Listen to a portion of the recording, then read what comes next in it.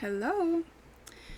So I've really lowered the resolution on this video, so just bear with me. It's because I have, I think it's called DSL, the upload speeds. I don't even know if we could call them speeds.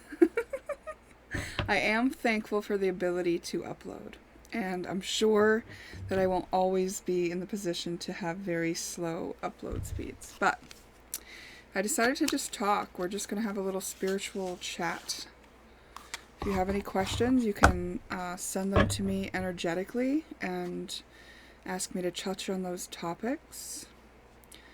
If you've been here to watch some of my readings, thank you for being here. If you've been subscribed, thank you for subscribing. I understand that sometimes it doesn't behoove you to comment or interact with videos, but you're just taking in information, and I can appreciate that. I also want to mention that if you have not participated in my Choose Your Own Adventure, pick a card or pick a reflection reading, take a look at it. It's like 9 hours of spiritual wisdoms that I've shared in the form of a Choose Your Own Adventure story. So you get to make different choices at different places. You use your timestamps to navigate the video, and I'm actually thinking about revamping it because I recorded a lot of that before I got my new equipment, and I know that the volume is like varied on the different things, but I've got some software now that I might be able to clean it up so that all the volume is the same. And the other thing about it is I want to change the background up and see if it's, I don't know, a little bit more appealing without the tree background that I used. The trees that I used are beautiful trees that are right in my yard, but when I saw the advertisement for the Choose Your Own Adventure, it just faded into the background of all ads. You know, it didn't really stand out or get any like pop in any way that would get attention, I felt. So that's why now that I have a little bit of time, I may delve into doing that again, just revamping that and re-releasing it. So if you have participated, please give me some feedback. What did you think? So if you watched my talk yesterday, and I know one of you did, then you may or may not be happy to learn that I did go for a hike today. So that was really nice. And I'm already planning on going tomorrow. The neighbor's dog actually went for the walk with me, which was nice, as well as my son. And it's just such beautiful weather for being out in nature right now, isn't it? I'm very, very fortunate to have the time and the space to do that. You know, there was a time in my life where I thought that I belonged in the city. So I moved there, you know. I was in foster care. So when I graduated high school at the age of 17, I was put right into college by my social workers. And it didn't go well for me because I was basically just a walking traumatized person. Fell into a crowd that wasn't really good for me, in that they were kind of like thieves behind my back. And I was just kind of walking trauma at that time. This is, you know, when I was that young. So I got taken advantage of a lot, and they ruined my car one night when I had passed out drunk. The head gasket blew in my car after they had taken it, and who knows what they had done, you know. But shortly after that, I decided to move to the city in Massachusetts, and it wasn't great. I applied for some jobs. I didn't end up getting the jobs. It was really disappointing. It was very hard for me to be rejected in those ways, and I think it was just because it wasn't meant to be for me to be in the city, and I soon moved back and found my way here in the more, rural area that I was relocated to when my family moved here when I was a child. And, did very well as far as like finding jobs that I seemed to be moved into a leadership role no matter what job I was put in. So I think I was recognized as, a competent, intelligent person when I was hired by different, factories or places, hotels and whatnot. So I've pulled 3 cards just to see about getting this conversation started. We've got the Empress in reverse, the King of Wands in reverse, and the 9 of Cups. So this is interesting because the 9 of Cups is like your cups are filled up. You're floating through the air because you've had your wishes fulfilled. And it's just a beautiful time. It's like there's a little bird that has her dress, like I don't know if that's in like Mary Poppins or something, like, it's just, she's come out of a treasure chest on this card, or something like that. And the sun is shining on her through the clouds even. And then the King of Wands is a strong, confident, passionate, masculine. But in reverse, it means like he's not feeling it right now. And then we have the Empress, who is kind of master of all things feminine. And so that would include passion and love and intellect and communication and being grounded and fertile and creative and kind and compassionate. And she is in reverse here, so she's not feeling it either. So the 2 parties that would ideally get together to make their 9 of Cups aren't feeling it. But this doesn't have to be a couple. This could be individuals.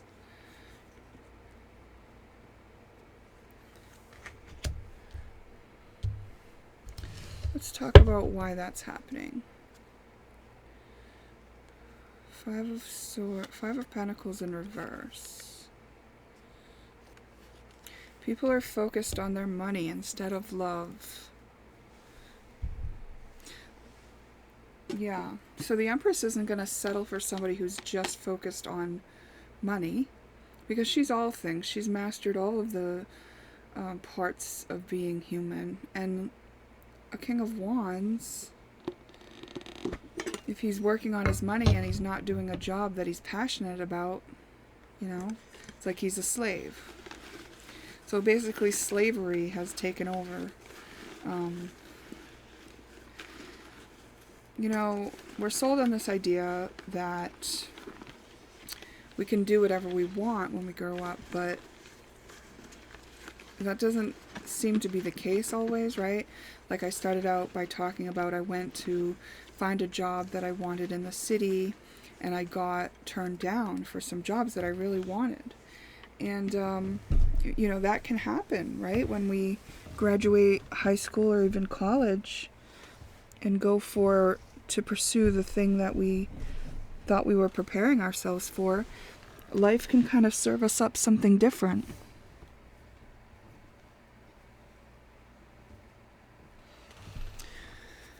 I'll tell you what, I will be so happy when I've lost some weight and I can bend over much more easily. Alright, so this is a time for transformation of like letting ourselves be born into this new way of being that allows this reality, because like being declined for those jobs may well have been in my highest good because it caused me to relocate, right? So sometimes we don't know what's in our highest good, so it is good to ask for this or something better when we're looking to achieve something for ourselves, right? But I would like to say that because of our culture and because of how we watched our parents sometimes stay in jobs and become very unhealthy and not like it, or if we've been led to believe that we have to start in an entry-level position where we'll be disrespected and overworked. These things can be very discouraging, and they can also like program our minds in order to put us, set us up for a lifetime of struggle in a job we don't like, that we're always looking forward to having vacation from. So this says, dream bigger. It's time to transform the limitations of what our culture has taught us. We can completely let go of the past. You know, if it was that simple, then we would just say it and do it, right? But it isn't. It's going to take our free will. We have to literally disassemble all of the programs that have been supporting the culture that is based on lack and limitation. And this is completely possible because we will live out what we expect. We will live out what our beliefs are, what our perspective says. Like, that is how we're going to experience life. So if we start expecting bigger, better things for ourselves, then they have a chance to be in our lives. If we don't believe that that's possible, then we will never line up with it, right?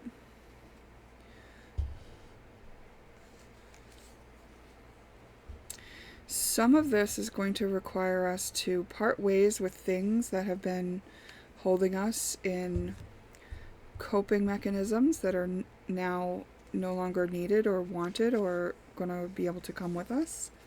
And those are things, anything that there's a power struggle. Anything where it was like, I have to be more important, I have to be more desired, I have to be more admired, I need support, I need somebody to find me valuable, I need somebody to understand me, I need somebody to listen to me. Anything where we're looking outside of ourselves for what we need, these are the cycles that we're going to have to use our free will to close out. Now, I understand some of our need is for companionship and love. And if you're thinking like, well, I can't give that to myself, I have to look outside myself for that. That's true. That's true. But like, first give it to yourself, and then you will see the outside mirror the inside, meaning you'll line up with people who also are willing to give and share love with you. If you find yourself surrounded by people who are not able to love you back, then how you give yourself what you need is leaving the group of people to check out another group of people. You know what I mean? Like, it's up to you to set yourself up for success with whatever's in the highest good of all for you. We got Gemini twice. That's interesting. I love when Gemini comes out of the bucket twice, because, you know, Gemini is the energy of the twins. And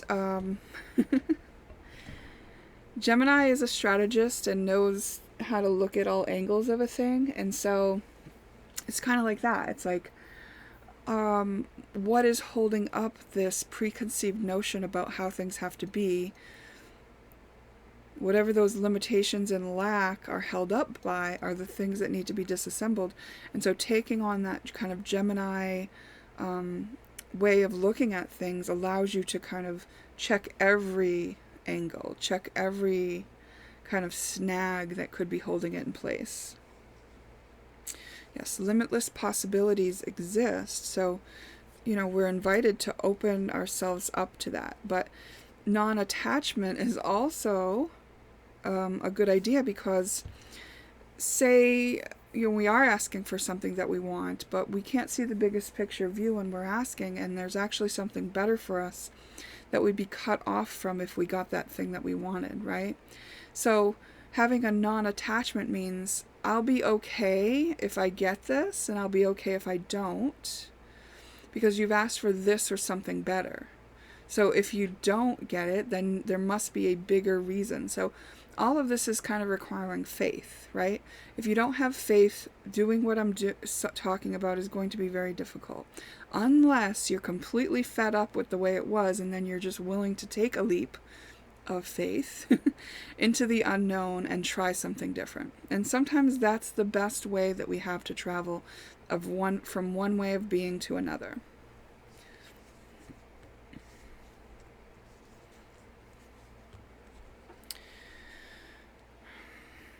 Yeah, whatever it is time to heal from is being kind of exaggerated. We've got this Jupiter energy in Sagittarius, and it's like, it's getting big and in our face, the patterns that we've been stuck in that are causing us pain and limitation and sometimes inflammation and stagnancy.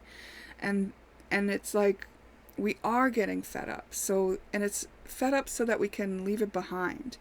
Now, if you don't have a growth mindset and you get to the point where you're fed up, you may be at risk of falling into victimhood and being like, well, my life just doesn't work out. Nothing works out for me. This is terrible. The universe is against me. I can't do anything right.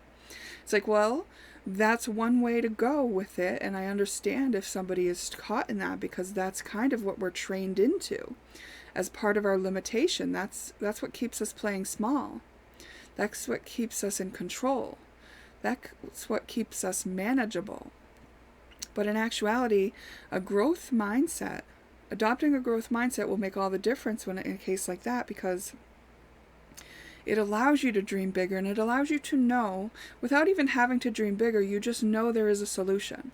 For whatever you're facing, there's a solution. If you let your mind, remember we talked about how our mind and our expectation is what dictates the reality that we live. So if we let our mind go to the opportunity for a solution, that is what comes to us. A solution is there. We just need to line up with it. And we won't do that if we are without that growth mindset, if we are feeling like a victim, if we are looking outside of ourselves for somebody else to solve it. This is all the old way of operating that gets us stuck, and we've studied it enough now that we understand.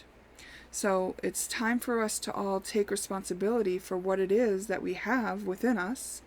Instead of pointing fingers, instead of observing and saying they're wrong, that's wrong, do it right, how about this way?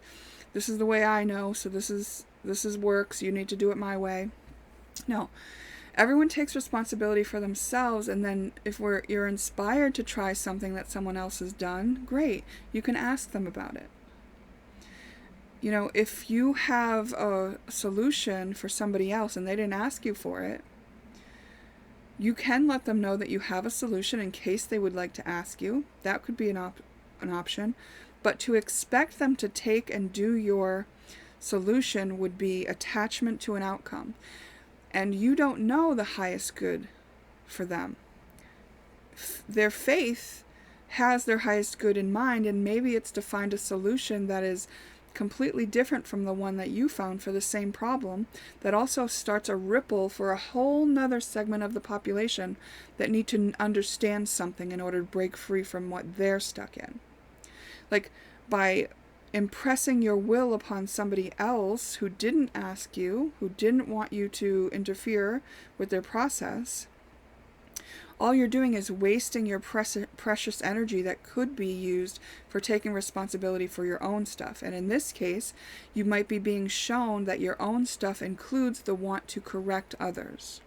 And that is part of the remnants of the culture that's breaking apart now. So when we are parented with punishment and reward parenting, and our parents are always looking at our behaviors to decide if we need to be punished or rewarded, we can grow up mirroring that experience out into our world by constantly looking at the people around us to decide if they're good or bad. Do they need to be rewarded or punished? You know, are they worthy of my respect or not? It's like, well, actually, that whole idea of operating in that manner is what's going to crumble, because it's not balanced. And it requires us to look outside of ourselves, and it also requires us to try to control somebody else's path forward, which we actually don't have the biggest picture view of. So we have to bring ourselves back into ourselves and use our own navigation system. Now, we can think we know what's best for somebody else, but we can feel what is best for ourselves. You know when you have that gut feeling that it's just not right and you shouldn't do it. That is your navigation system. That is an important piece of information that should be included in your decision-making process. Now, if you're not in that other person's body, you don't feel those impulses for them. You don't know what their navigation system is telling them, right? Maybe you have some tips for them on how to get in tune with their own navigation system so they can make a decision based on what is in their own highest good. Because we all have this ability to tune into our bodies, to build a rapport with our bodies, and to understand what feelings are arising to give us what piece of information. You know, everything that we need to navigate our own lives is within us. We don't need somebody to tell us what to do. Even our parents, you know, you might say, well, how are you going to raise kids and not tell them what to do? Well, you're going to let them be run by their curiosity, and you're going to keep them safe. So if you have to remove their hand before it gets run over, you know, by something that's going to cut it off, right? Like in a track of a door or something that's about to slice their hand off, and you remove it, and you may say, I removed your hand because it could get damaged if you leave your hand there. And then you could show them how the door works and show them that that would have pinched their finger or cut it off or whatever. But it's like keeping the child safe, that's our duty.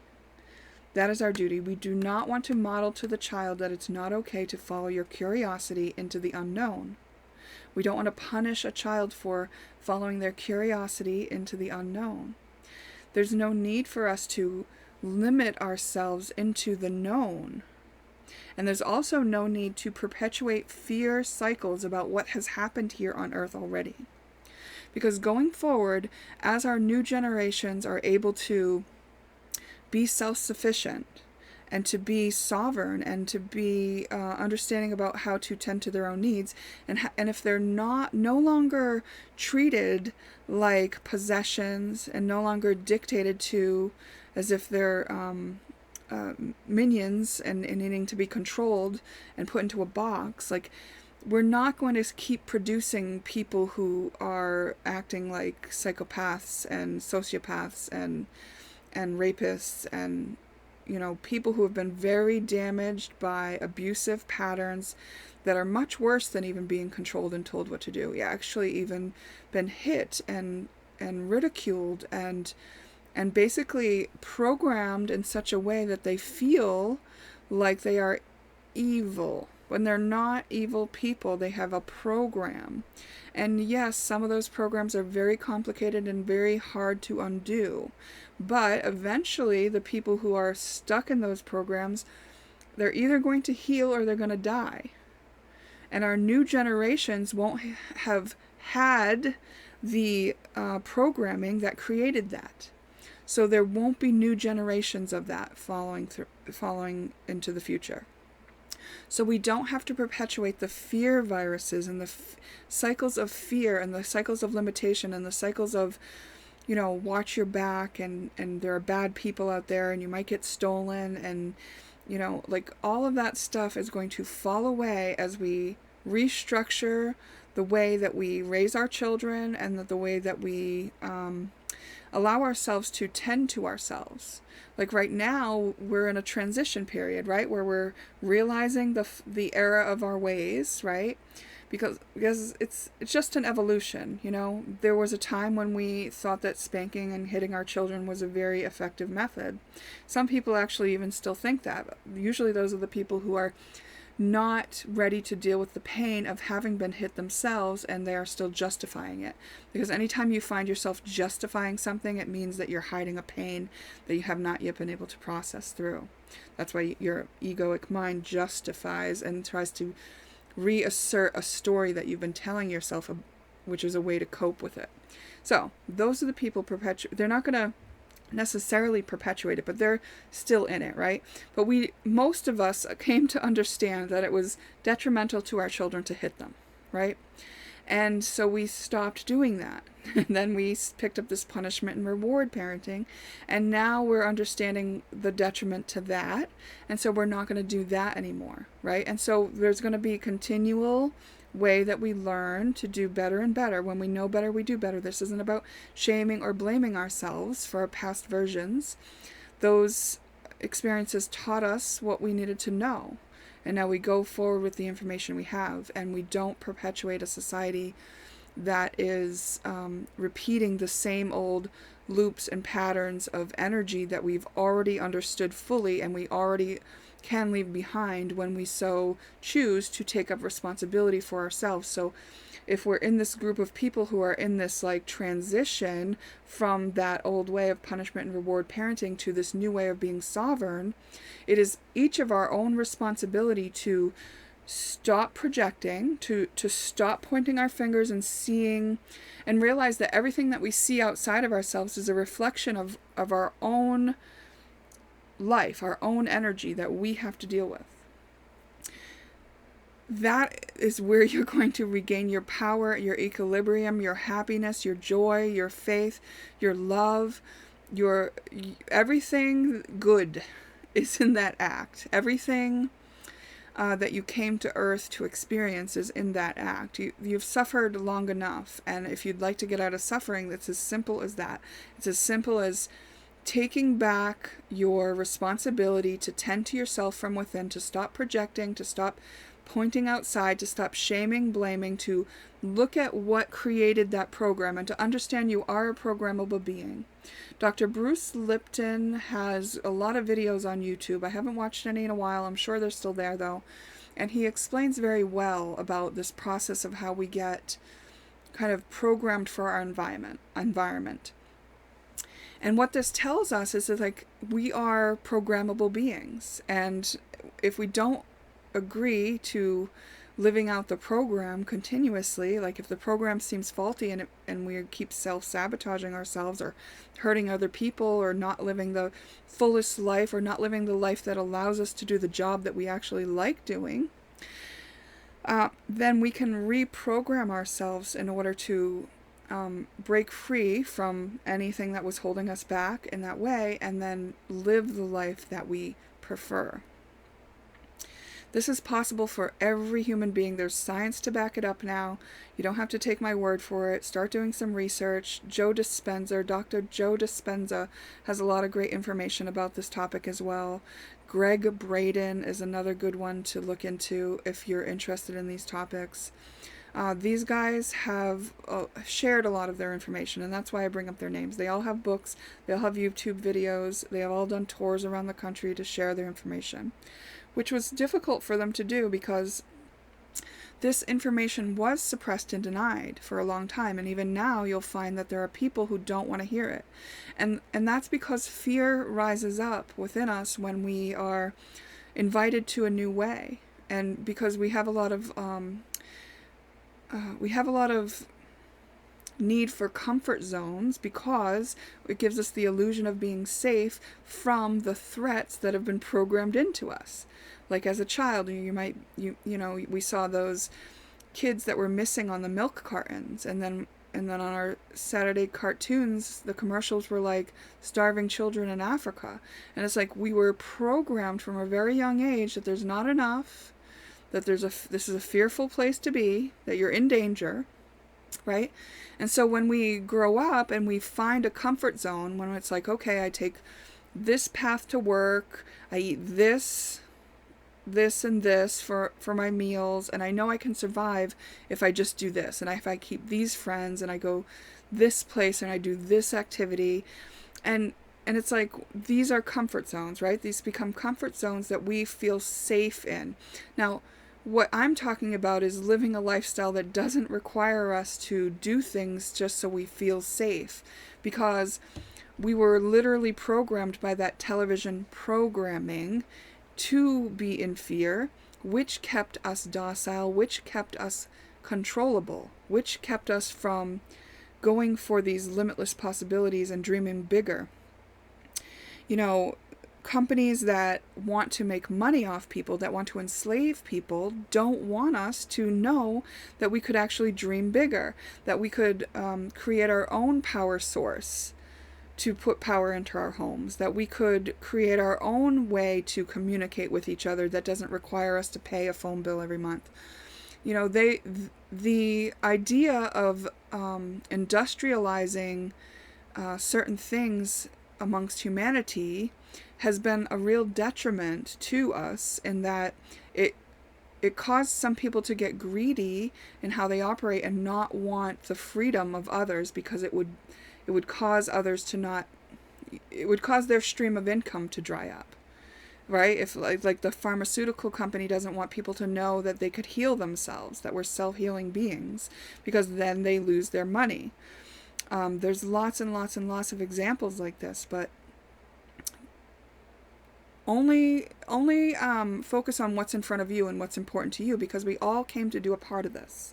We all came to help with the transition of the old way to the new way, and breaking out of these limitations and these fearful ways of being, in order to step into what I would say is our greatness, even though the greatness is there all along, right? You don't just come to Earth because you're not great. Like it's not an easy task that we've stepped to. And a lot of us, what happens is when you start questioning things, ask and you shall receive.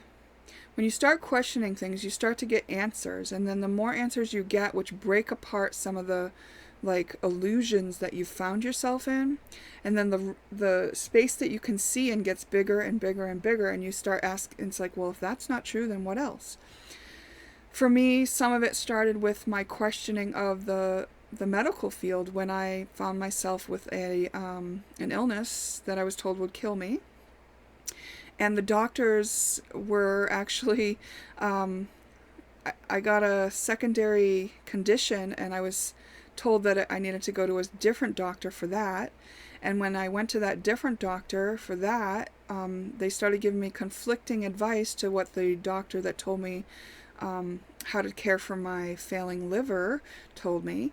And I just realized what incompetence existed, and that like these doctors were not invested in keeping me alive, and that if I wanted to keep me alive, that I need to take this into my own hands, and which is what I did.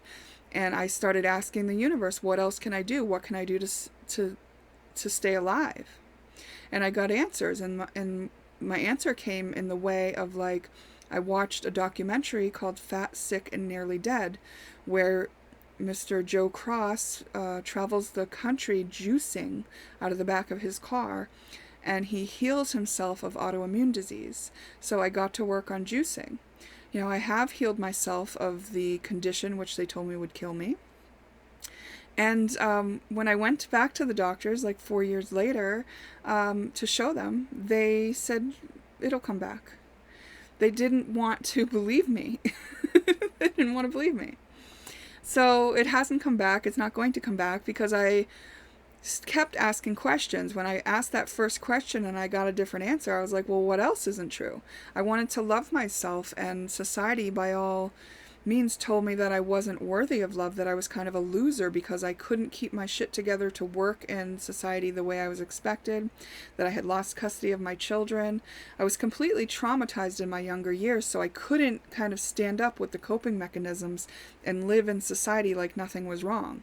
Like, I had to deal with my trauma. It was crushing me, you know, down to like in staying in bed for 7 years, kind of crushing me, like down to like, I think I need to die instead of live this day every day from my first like ages 15 to 40, you know, like that's a lot of suicidal ideation to deal with for a person. And I got through all of that. I healed all of that by asking questions, getting answers, being guided, and finding my way to freedom, and to knowing that limitless possibilities do exist, that I can absolutely heal myself of anything. It's just a matter of finding the programming in me that needs to be balanced out. So like, as I address my weight issue, for instance, like that's one that I have lost weight before, and I didn't expect to gain it back because I thought that I balanced out the energy. But what I realized is I lost that weight without having loved myself at the heavier weight yet. You know what I mean? And love really is the answer to most of these questions that we're facing. So when I gained weight again, I realized this is an opportunity to love myself like this. And it doesn't mean I'll have to stay like this, but this version of me deserves love too. I can't suppress, deny, and act like this version of me isn't good enough. What? Because men don't think it's as attractive? Because society thinks I'm a burden or ugly to look at or something like that? Like, no. I don't have like medical conditions like burdening society with bills or anything like that. I take really good care of myself. I eat very well. There are just like some programming, and it's probably through my family line, because if you look at obesity, you'll see it running in my family line, that I am breaking a cycle on, and it definitely has everything to do with loving myself like this. And I do. I love myself like this. And part of me, like getting back on camera, is me showing that to myself, that I do love myself like this. And whatever anyone has for an opinion about me, like, I know that that's a projection, right? Because we already talked about pointing fingers and shaming and blaming is actually us projecting onto someone else something that's in us. So if somebody points a finger at me with a judgment against me or about me, all it shows me is that they have a program within them that they're not comfortable being with yet, that they haven't figured out yet, that they haven't decided to love themselves through yet. But I know that I will love myself through whatever program comes to my attention about myself or through projecting onto others. I will take everything back within myself because I have proven to myself that that's where it all is. Everything that is inside me is what I'm living, you know? So I just work on the thing in front of me that seems to be the most pressing or important, or the thing I have most curiosity about, actually, you know? There's no more piled up trauma within my energy body that's like looming over me and waiting and pressing on me to like take care of this, right? And there are issues that I'm working on. There are pieces of my programming that I haven't untangled yet, but I also believe that it's all in divine timing. Like, it's all like this beautiful Jenga tower where I'm taking out the pieces that need to be taken out, and when it needs to crumble, it crumbles, and then I know how to build. Like, I'll never not get back up again. You know what I mean? Because I just have proven to myself that these tools work, and the tools are simply taking responsibility for myself, being a sovereign being, caretaking myself, listening to my body and what cues it has for me, listening to my intuition, following my own inner guidance, like what feels right for me, what do I want, accepting all parts of myself, being unconditionally loving with everything, any fear, doubt, pain, sadness, anything that were to arise, happiness, joy, wonder, you know, this like blissful, giddy feeling that I usually have at least once a day, for just the gratitude I have for being alive on earth at this time. Like if I tap into that energy of gratitude, can you feel that when I do that? It's like tears come because I'm just so happy that I get to be here, you know, like puffy chipmunk cheeks and all, like, you know? So it's interesting because I never thought I would wear like hoodies again. And here I am. It's like, oh, at this size, I kind of like hoodies. Like, all right, let me order myself a couple in colors I actually like. So they're on their way, you know? It's like I'm just treating myself good. I'm eating salad and tuna fish, and I love it, you know? It's like I'm not beating myself up. If I want like a sweet treat, then I'll let myself have it, but I do it within my intermittent fasting window.